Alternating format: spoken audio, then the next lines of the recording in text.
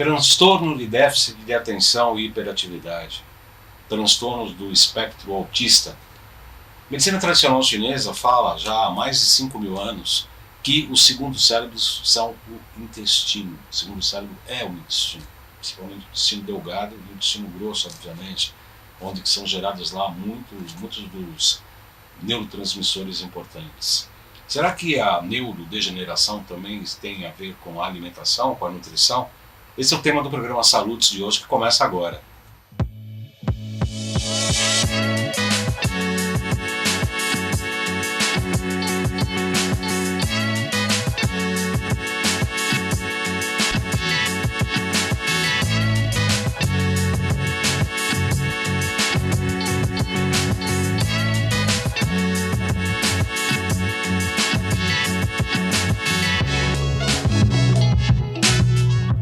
Começa aqui mais um programa Saludes, que é transmitido todas as sextas-feiras às 18 horas pela Com Brasil, canal 20, Oi TV, canal 28, Sky, canal 28, Claro, via Embratel, canal 3 e Vivo Fibra, canal 239.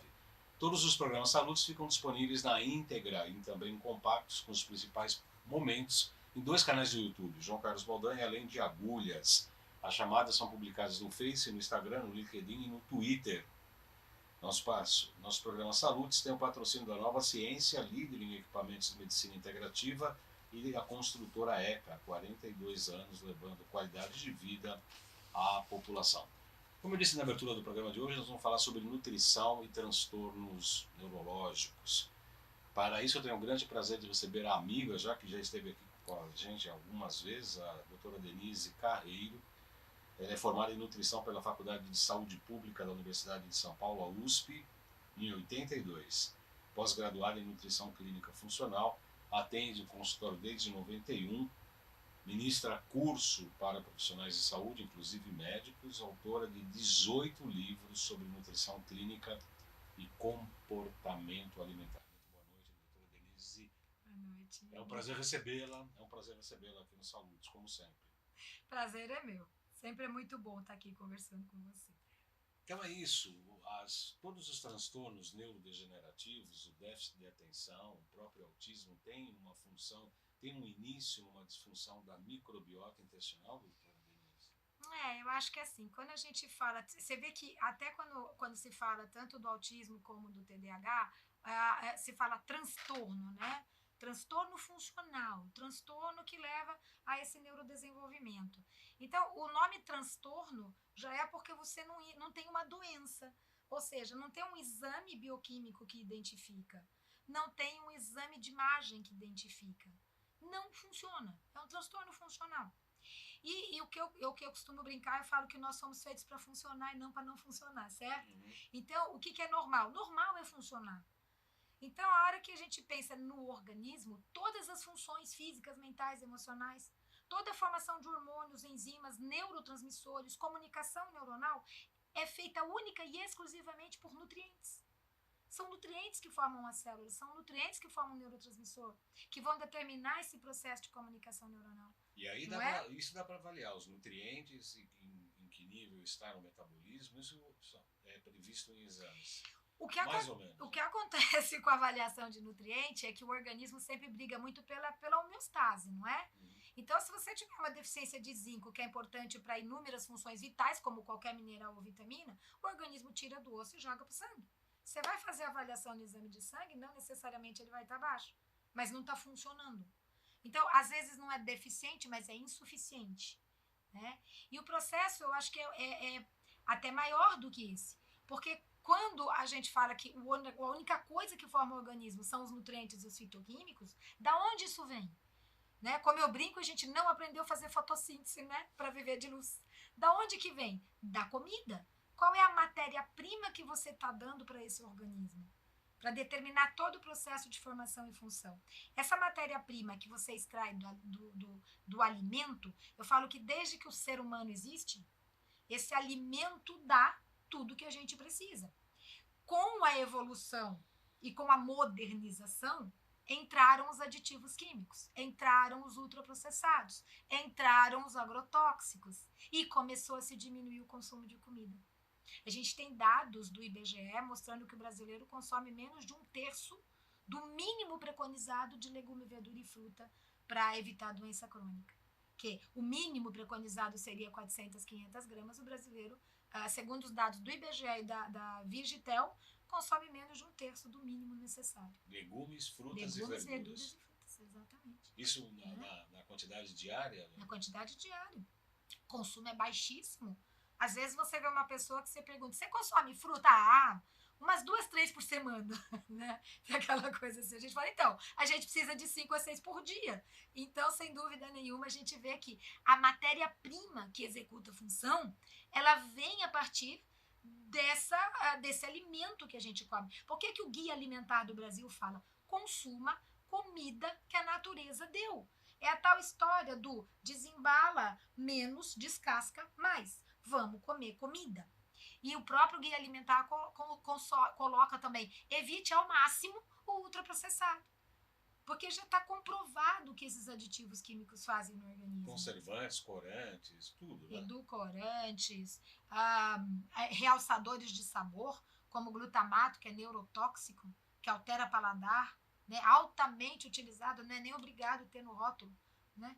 Então, com certeza, e aí você tem os corantes, você tem os sulfitos. Então, um aditivo químico, ele tem que ter, um produto ultraprocessado, ele tem que ter aditivos que vão trabalhar pela conservação, inclusive com uma ação antibiótica e antifúngica. Agora, quando você consome isso acaba com a microbiota saudável. Abre buraquinho no intestino, né? E acredito que a maior parte do pessoal já está familiarizado com isso. Mas a microbiota saudável do intestino, ela determina a integridade da parede intestinal, que vai selecionar o que entra e o que não entra. A microbiota do intestino, ela dá estímulo para formar e maturar mais de 70% das células de defesa. Só que essas células de defesa agem no intestino, no cérebro e no corpo todo. E mais de 90% das informações são do intestino para o cérebro e não do cérebro para o intestino, como se pensava antes. Que aí se falava em segundo cérebro, já está falando até em primeiro cérebro, o intestino. Isso é verdade. Né? Quer dizer, um processo que... Só que a microbiota saudável também produz células que toleram agressores, que controlam a magnitude da resposta contra os agressores, que evitam autoanticorpos, que combatem diretamente fungos, más bactérias e parasita. E a microbiota saudável produz precursores dos principais neurotransmissores do sistema nervoso central. Sim. Só que a microbiota saudável, nós dependemos dela para o sistema imunológico, endócrino e neurológico. Mas ela depende do que a gente come. Qual é a matéria-prima que você está dando para essa microbiota? Estou dando aditivo químico? Estou dando proteínas que o organismo não digere? Você pega uma proteína do leite, uma proteína do glúten modificado, moderno, uma proteína de uma soja que não é modificada, que não é coagulada ou fermentada também, ser humano ou não digere ou tem dificuldade de digerir. E proteína mal digerida é alimento de fungos e más bactérias, né? Cria o leaky gut, né? Cria o leaky gut, aí abre buraquinho, eu falo, passa o que não deve, não passa o que protege, né? E aí é que o organismo começa a ficar inflamado. E aí essa inflamação intestinal e essa inadequação na alimentação é a causa de quantos por cento desses transtornos neurodegenerativos? Eu acho que é assim, quando a gente pensa em todo o processo que envolve a formação do sistema nervoso central, se o pico da formação, o pico do neurodesenvolvimento é do terceiro trimestre da gestação até 2 anos de idade, e alguns falam até 3, da criança, também é o pico da formação das bactérias saudáveis nativas. É onde elas vão ser determinadas. Só que esse processo é concomitante e interativo. A microbiota está produzindo substâncias que está determinando a formação do neurônio, das sinapses, da comunicação neuronal, dos neurotransmissores. Então, esse processo é fundamental para que tudo ocorra como deveria. Sistema imunológico, sistema neurológico e, por consequência, aí no meio endócrino. Só que a hora que isso começa a ser alterado, a partir daí, porque nós estamos falando em transtornos que são ligados ao neurodesenvolvimento. Então, esse primeiro momento de formação. Então, você pega uma criança e essa criança a mãe não faz um acompanhamento adequado na gestação, né? Não orientam como deveria, não suplementa como deveria. Essa criança não faz uma amamentação de primeira hora, já está com leite de vaca na maternidade, né? Que o pessoal chama de fórmula, que continua sendo leite de vaca. Sim. Aí você tem essa criança que começa com consumo, a mãe não é orientada, consome alimentos que passam para a criança e inflamam a criança começa a ter uma otite, uma bronquite, uma esofagite de refluxo, uma alteração intestinal ou de qualidade do sono. O que começa a fazer com essa criança? Antibiótico, corticoide, Label, Losec. Quando ela começa a fazer isso, são medicamentos que acabam com a microbiota saudável, quando ela está começando a ser formada. Aliás, temos números, antes de começar o programa, estávamos falando de números da década de 70, depois dos anos 90 e até hoje, praticamente nós vivemos hoje uma epidemia. Pandemia, né? Pandemia, né? Porque já foi, né, epidemia. Quando você fala desses dados, são dados do CDC dos Estados Unidos, que eles falam que na década de 60 você falava em uma criança autista para 10 mil nascidas. Na década de 80, uma criança nascida para 2 mil. Uma criança autista para cada 2 mil nascidos. Hoje, uma criança para cada 50 e poucas crianças, uma criança autista para cada 50 e poucas crianças nascidas, com a previsão de uma para 4 nascidas em 2030. Mas acabou de ser publicado uma nova epidemiologia agora, de uma criança nascida para cada 37, né? Que estão desenvolvendo. O que mudou em 50, 60 anos? A genética não foi, né? Um genoma não muda em 50, 60 anos. E mais do que isso, a hora que você pega essas crianças no consultório e você começa, tira os alimentos inflamatórios, vamos fazer comida de verdade, restabelece a digestão e absorção, restabelece a microbiota, elas vão voltando para o processo de funcionalidade. Tá? Então você fala, então tem cura? Não dá para falar tem cura. Mas inúmeras crianças que eu já atendi voltaram para a funcionalidade praticamente dentro de uma normalidade. Pode ter uma característica aqui, uma ali, mas volta, tem funcionalidade total, certo? Outras têm mais dificuldade. Depende de quando isso começou, onde foi feito esse imprint nessa programação genética na barriga da mãe. Tá? Eu confesso, doutora Denise, que eu tenho muita dificuldade. Às vezes as pessoas me perguntam se eu trato no meu consultório, que eu trabalho com medicina chinesa, com física quântica, equipamentos, etc., e biorressonância, do atendimento de crianças autistas.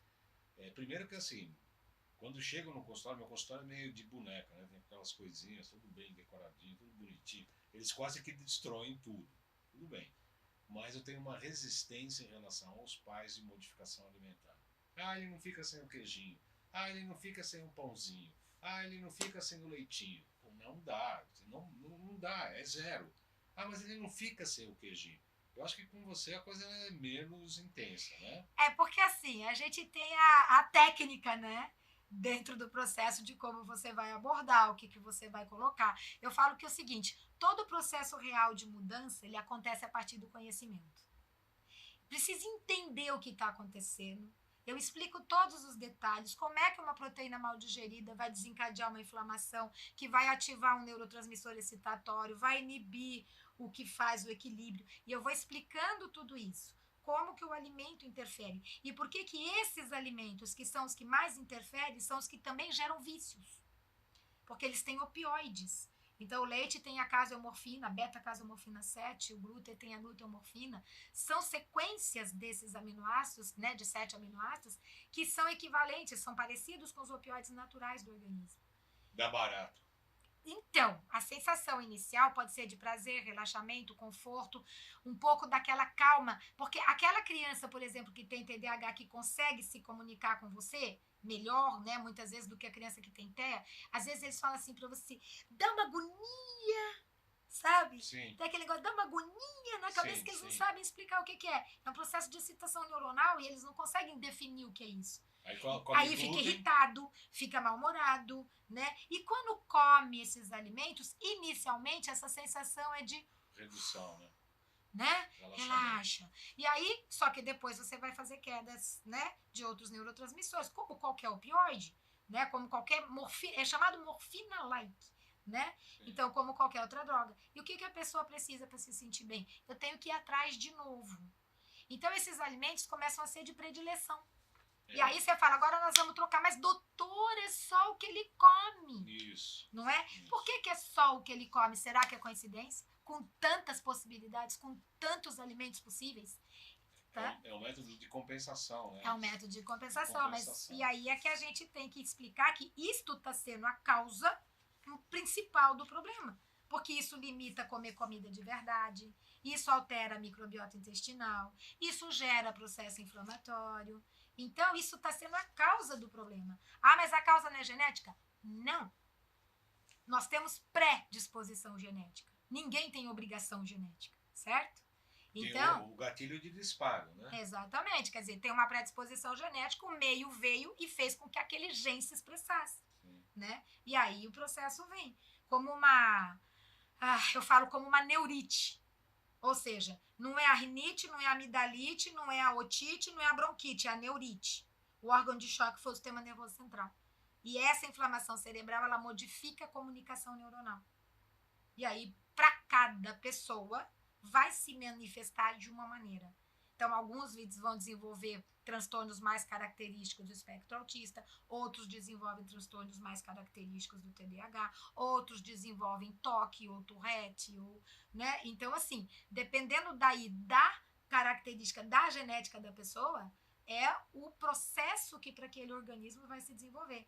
Mas como que a criança nasce, até, principalmente no caso de TEA, até 1 ano e pouco, tá tudo bonitinho, comunica, fala, come, tá tudo ok, e de repente reverte tudo? E é de repente mesmo, de um dia pro outro, né? De um dia pro outro. De paciente chegar para mim e falar assim, doutora, no dia seguinte, eu fui acordar o meu filho e ele não tava mais lá.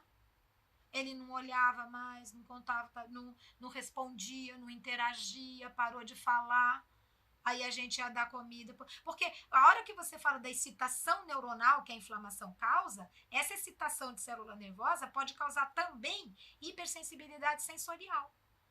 Então, a dificuldade de tato, contato, dificuldade de audição, barulho incomoda. Muitas vezes o barulho da mastigação incomoda, porque está super sensível. Olfato, luz, visual, cor. Mudou a cor do alimento, não quero. Cheiro, tá? E não vai. Então, isso é uma hipersensibilidade sensorial, mas ela normalmente é relacionada com o processo da excitação neuronal, que é relacionado com a inflamação, com a deficiência nutricional, com toxinas do intestino. Então, quando você começa a ir revertendo esse processo, você vai começando melhorando a microbiota, melhorando a digestibilidade, vai começando com alguns nutrientes, a criança vai ficando um pouco melhor, a gente vai começando a trocar o alimento. E aí vai. Porque você fala para um pai, você tem que tirar o leite e o glúten, ele olha para você e fala, é a única coisa que ele come. Eu vou dar o quê? Eu vou dar o quê? Exatamente. Como se só houvessem esses dois tipos de alimento, né? Como se só houvessem esses dois tipos de alimento. E aí que tem que tratar, né? Para poder conseguir comer outra coisa. Eu vou pedir licença para te interromper Por pouco para anunciar. Dá até pena, dá até dó, né? Dói no coração interromper a doutora Denise aqui, que é uma autoridade em nutrição, uma querida amiga aqui da gente. Mas eu quero pedir para o Neto, que está hoje pilotando o nosso Twitter, colocar o curso de pós-graduação em Biofísica, Tecnologias e Práticas Integrativas na Saúde. O módulo 1 já foi no final do ano passado, no grande Congresso Internacional sobre Biofísica, Tecnologias e Práticas Integrativas. Foi no final de novembro do ano passado. E agora, em maio, os metais tóxicos, efeitos deletérios, terapêutica detox, depois vem parasitas, patogenia e terapêutica integrada, depois vem anamnese, interpretação de laboratório e ProSync, bioenergética dos alimentos, e aí vai toda a programação até 23 e 24 de novembro de 2024. É um curso de pós-graduação reconhecido pelo MEC. Eu peço para os interessados falar com a Gracinha da Laure, 956875835. 956875835, falar com a Gracinha da Laure. E tem também um outro curso, Terapias Regenerativas e Doenças Crônicas. Terapias regenerativas nas doenças crônicas e degenerativas, isso. Alexandre Távola, cientista da computação, Fernanda Bem, farmacêutica, Joel Oliveira, médico endocrinologista, e Dr. Arturo Obairne. Dia 20 e 21 de maio, presencial. Esse curso vai ser na Rua Orobó, 277, em Pinheiros. E também entrar em contato com a Gracinha da Laura, 956875835. 5835, 956875835. Estamos falando tendo o prazer de receber a doutora Denise Carreiro, nutricionista, que eu reputo aí um dos maiores programas de nutrição, sempre fizemos excelentes programas. Quando a gente começa a fazer a modificação alimentar, a criança hipersensível, por conta de tudo que a senhora acabou de explicar, tem dificuldade de começar a inserir novos alimentos, novos cardápios diferentes? Como é que a senhora orienta no sentido de orientar o pai e permitir que a criança faça essa mudança? Então, é literalmente assim, cada caso é um caso. Porque você pega crianças com transtornos de neurodesenvolvimento que não têm seletividade alimentar, tá? Então, que ela aceita a alimentação, come, tudo bonitinho. E tem outras que têm uma seletividade muito importante, né? Então, são as que a gente vai ter que levar mais tempo para conseguir adequar. Mas, de uma maneira geral, essa orientação alimentar, conforme o que é muito comum você pegar, mas muito comum, transtornos gastroesofágicos e transtornos intestinais. Transtornos intestinais é quase regra, mas os gastroesofágicos é o que piora o processo. Porque muitas vezes a causa do intestinal é o gastroesofágico. Tem falta de ácido clorídrico? Na maior parte das vezes. Eu brinco e falo que, embora eu não trabalhe com a dieta do tipo sanguíneo, eu falo que o tipo sanguíneo A em geral é o A de A encrenca. Né? Quase toda vez que você pega as crianças com maior transtornos, tá, gastroesofágicos, tipo sanguíneo A é muito comum acontecer, pela dificuldade natural de produzir o ácido clorídrico. Que eu falo que no tempo da vovó não fazia muito diferença, porque o pessoal comia comida, não tomava líquido com refeição, né? Tinha nutriente, não tinha muito remédio que inibia a produção de ácido clorídrico, então isso passava batido. Nos dias de hoje, com erro comportamento alimentar, líquidos com refeição, alimentos com proteínas de dificílima digestão. Então, esse processo do tipo sanguíneo A, ele se exacerba. Essa dificuldade de produzir ácido clorídrico. Mas eu sou tipo sanguíneo A com características de A. Por isso que eu falo que, de novo, não tem obrigação genética, é predisposição mesmo, sim, né? Sim. Então, mas é muito comum. E o transtorno gastroesofágico, ele é o maior impeditivo para essa aceitação. Então, como que você vai conseguir, em cada caso, identificar os principais pontos e começar corrigindo? Então, vamos corrigir a produção desse suco digestivo, vamos trabalhar com alecrim, vamos trabalhar com guaçatonga, vamos estar trabalhando, às vezes, com dente de leão, dependendo da criança, porque eu preciso estimular a produção e proteger essa mucosa, tá? Quando o processo é intestinal muito severo, muitas vezes nem o probiótico a criança aceita. Se dá probiótico, ela pode surtar. Por quê? Por excitação? Porque esse organismo está tão desequilibrado que eu acredito que essa microbiota ela já deve entender que ela tem que combater boas bactérias e não combater fungos e más bactérias. E nesses casos a gente vai entrar com o paraprobiótico, ou os biomamps, que é as bactérias inativadas. Aí elas vão ter uma ação anti-inflamatória, antimicrobiana, melhora a integridade do intestino e prepara esse organismo para começar a aceitar o probiótico, aceitar alimento. Então, a gente consegue os resultados muito bons com isso. Então, você fala, como é que eu vou mudar essa alimentação da criança? Identificando as causas. Eu preciso identificar as causas que estão interferindo nesse processo. Quando eu vou começando a mudar essas causas, eu vou começando a ter o retorno da criança. Eu tenho criança que em pouco tempo tá lá comendo de tudo. E alguns casos, Baldo, vou colocar um aqui só rapidinho, porque eu sei que o tempo aqui é curto, só para você ver o que faz essa diferença. Peguei uma criança com 10 anos, dentro do processo do espectro autista, mais leve, né, mais o Asperger, mas com muitas características. Comecei a fazer o tratamento, que já vinha de várias terapias. Começamos a tirar os alimentos inflamatórios, entrar com nutriente, entrar com suplementação. Em 1 ano e pouco, essa criança não é de São Paulo, então eu atendia pelo online, né? Eu abri a tela, tava ele na tela, não a mãe. Aí ele virou pra mim e fez, tô comendo isso, tô comendo isso, tô comendo isso, tô comendo isso, tô comendo isso. Falei, ai, que lindo! Então, tenho certeza que você melhorou. Ele fez, os meus amigos falaram que eu não sou mais autista. Aí a mãe dele virou pra mim e fez, e aí os amigos aqui do prédio também, inclusive falaram pras mães que não querem mais comer glúten e leite. Aí ele começou a contar de umas brincadeiras que ele fazia na escola, a mãe fez, mas não é hora de você contar de brincadeira, por que você tá falando isso? Eu falei assim pra mãe, porque agora ele brinca. Aí ele virou para a mãe e fez assim, mãe, porque agora eu brinco.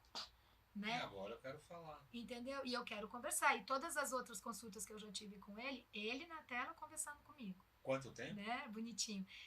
Eu comecei ele com 10 anos, agora ele está com 12 e meio, mais ou menos. Sim, assim. mas esse salto de melhora... Foi no espaço de 1 ano e pouco. Você vai recuperando, né? Vai recuperando. Então, a gente vê que você fala assim, quer dizer que não vai ter uma característica ou outra, que não pode ter algum... Até pode, mas qual é o grau hoje de funcionalidade dessa criança? Eu conheço médicos aqui que têm filhos autistas que estão na faculdade, fazendo pós-graduação e etc. Não é? E muito a gente pode melhorar das características que para eles é um sofrimento. E não tem alternativa, né, doutora Denise? O tratamento é basicamente nutricional, não tem outra coisa. Eu acho que assim, existe a terapia comportamental, existe o TO, existe o fonoaudiólogo, existe o psicólogo. Mas é a terapia de apoio. Existe o músico, então, mas o processo nutricional, ele vai fazer com que cada uma delas dê o melhor resultado. Sim. Porque eu falo, não adianta você levar uma criança para um psicoterapeuta e ela não ter nutriente para formar o neurotransmissor, para ouvir o que o terapeuta está falando. Construir telhado sem casa. Exatamente. Agora, é tudo um processo, sabe a história? Integrado. Tem que ser integrado. Qual é a última coisa que de verdade interfere para a recuperação dessa criança? O remédio. Na maior parte das vezes. E o que mais se usa, né? E aí você fala assim, mas quer dizer que não precisa do remédio? Pelo amor de Deus, nunca fui contra o remédio. Tem hora que o remédio é extremamente necessário. Agora, ele não trata, não recupera, ele vai controlar sintoma. Tá com sintoma muito complicado, tá com muita agressividade, ou tá com isso, até para criança faz mal. Então, muitas vezes, o medicamento em determinadas situações é importante. Agora, ele não tá modificando, ele não tá recuperando função.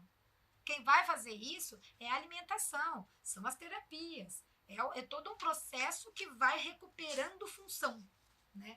É aí que a gente... Você falou do Dr. Arturo, meu Deus, né? É fantástico, né? O trabalho e todo esse processo que envolve também uma homotoxicologia, enfim, sempre voltado para o processo de recuperação de função. Inclusive integrado com a clínica. Muitos médicos que já trabalham com essa visão desse processo de recuperar o organismo e não de controlar o sintoma, né? Como você falou, acupuntura, quantas coisas que a gente tem hoje que você pode utilizar, reiki, né? E outras, não é? Dá para fazer estímulos na área intestinal com ZAP, com RPD, com várias coisas. Não é? Mas tem que ter, como eu disse, né, a base. E a base é a nutrição. Só que é o mais difícil de mudar. O pessoal aceita fazer 30 terapias. Mas mudar uma alimentação Por isso é que você deve ter muito mais paciência do que eu, porque aguentar os pais, o meu filho não fica sem o pãozinho e sem o queijinho. Eu falei, bom, então eu não posso te ajudar. E quando a mãe e o pai faz e a criança faz, a avó fala, tadinho. Precisa. E aí eu abro mão. Eu quero agradecer. Doutora Denise, acabou nosso programa. A gente começa a esquentar, acaba o programa, mas na próxima semana teremos mais uma entrevista com a doutora Denise Carreiro. Eu sugiro que você acompanhe, sempre às sextas-feiras, às 18 horas. Nós falamos aqui, como eu disse, com o patrocínio da Nova Ciência, líder em equipamentos de medicina integrativa, e da ECA Construtora, 42 anos, levando qualidade de vida à população.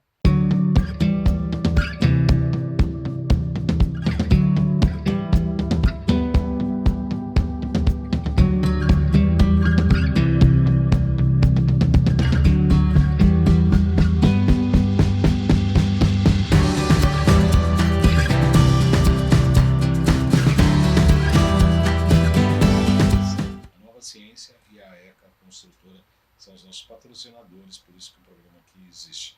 Então, eu desejo a todos uma excelente semana e até a próxima sexta. Muito obrigado pela sua presença. Eu que agradeço. Até bem.